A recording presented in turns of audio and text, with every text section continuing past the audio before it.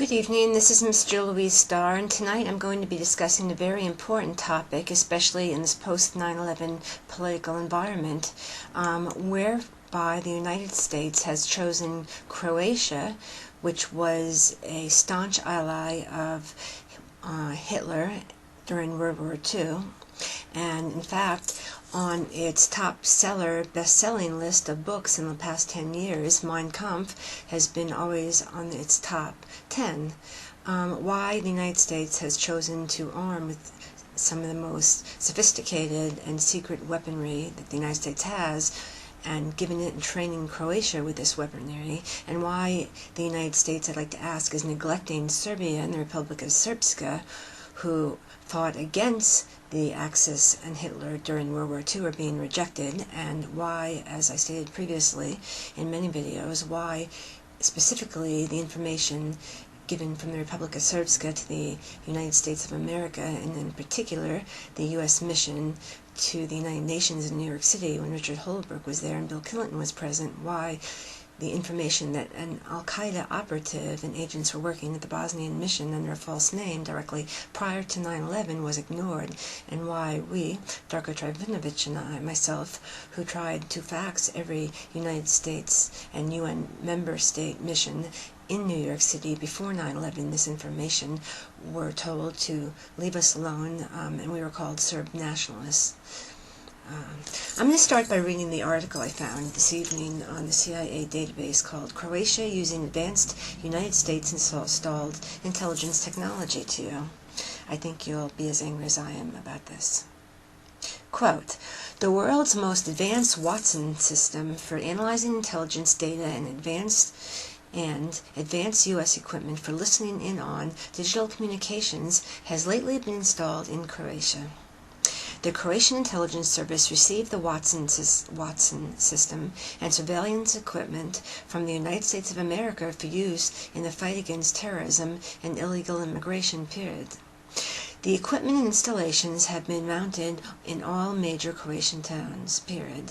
After and during Croatia's 1995 Operation Storm, in which that was the largest ethnic cleansing and genocide committed against Serbs ever since World War II, and it was not, and you can check with the United Nations official numbers, not what CNN says, and you'll find this to be true. It was not Srebrenica, it was Operation Storm, and I'll be posting photos of that after this video so you can see for yourself. What I say is truth. After Operation Storm, a crime against humanity committed by Croatia against Serbs, in which hundreds of thousands of Serbs were ethnically cleansed out of Croatia, and dissatisfied that its own surveillance equipment was being used for internal political purposes by the United States of America started gradually pulling out their equipment from Croatia, the old equipment from Croatia, and personnel, so that for a time Croatia was in total information blackout, quote unquote. However, the September 11th terrorist attacks on the United States of America changed all this. Surveillance equipment received by Croatia in the wake of the terrorist attacks on the United States on 9/11 also effectively covers the territories of the neighboring countries. Tabs are being kept on telephone conversations and other forms of communication, such as electronic mail and fax messages, being conducted by way of all kinds of digital and analog communications, especially by mobile telephones. The equipping of Croatia with high-tech espionage installation shows that the United States today regards that country, Croatia, as the region's foremost and first number one partner in the anti-terrorist coalition with the United States and the West, including the EU, to date. This is also a recognition of Croatia's, quote, so-called long years of cooperation in the exchange of intelligence data with the United States Secret Service. Period.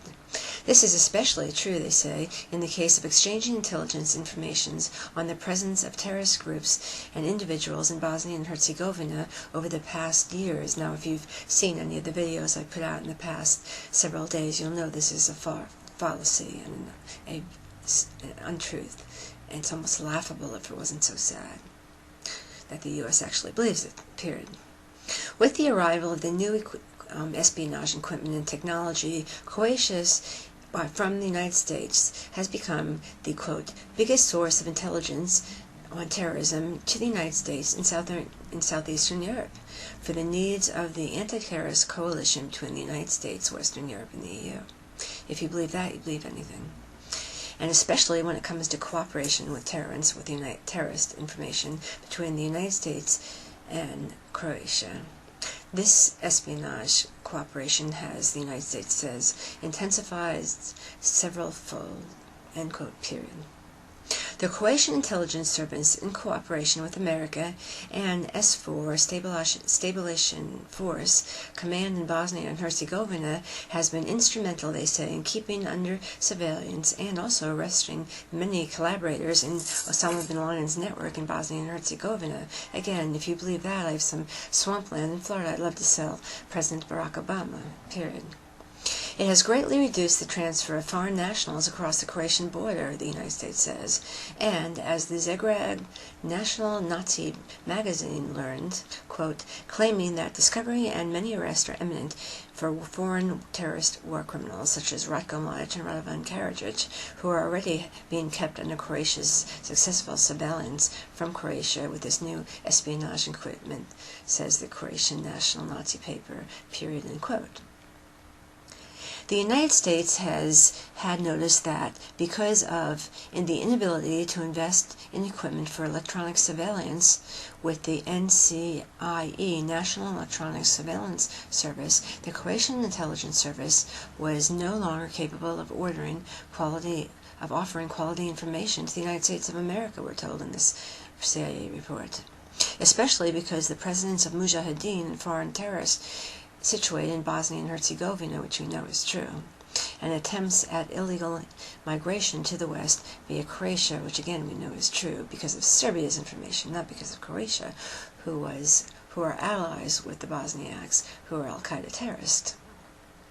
From, as I've said previously, all this week and this past month in my videos on YouTube, and I urge everyone strongly to check them out.